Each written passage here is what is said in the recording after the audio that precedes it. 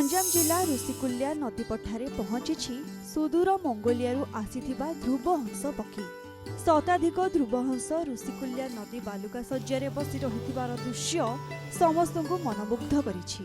Mongolia अत्याधिक ठंडा देश हेतु नवेम्बर मास शेषरू मार्च मास पर्यंत एही पक्षी माने ओडिशार ऋषिकुल्या नलबण भली स्थान को खाद्य अन्वेषण रे आसीथांती।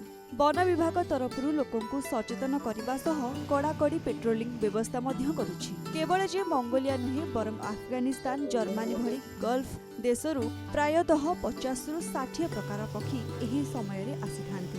मंगोलियारू प्रायतः 1000 रु अधिक ध्रुवहंस पक्षी चलित थर ऋषिकुल्या पथकू आसीछंती।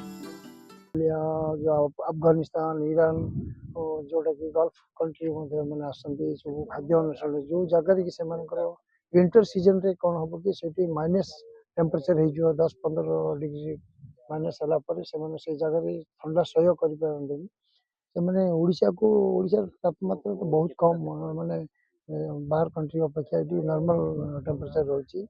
एबे बर्तमान आम देखु ध्रुवहंस विगत 2014 मसीह आम देखी संख्या से कम संख्या आसते 1200-1300 पक्षी माने November last week to March first week पर्यंत ये आसिक रेस्टिंग करती ऋषिकुल्या नदी मध्य इवनिंग रे से रिटर्न करती अन्य लेक जगह जो कहलिया घास खाद्य से खाद्य मंजी जातीय खाद्य पचला धान खाती।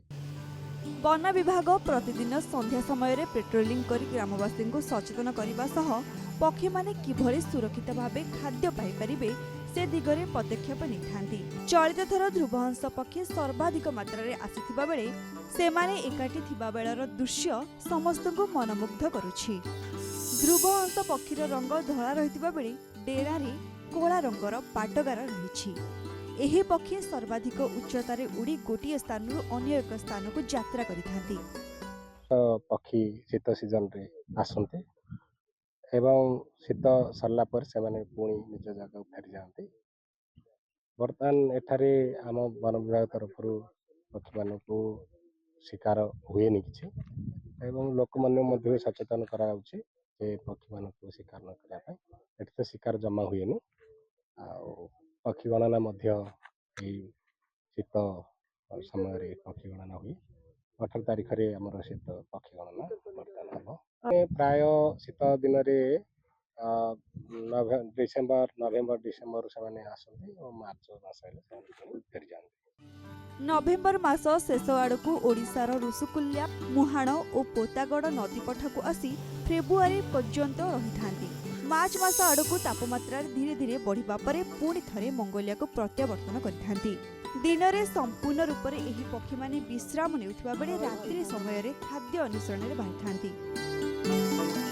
गंजाम जिल्लारू कैमरा पर्सन विक्रम जेना सह इतिश्री समापिका महांती, नक्षत्र न्यूज।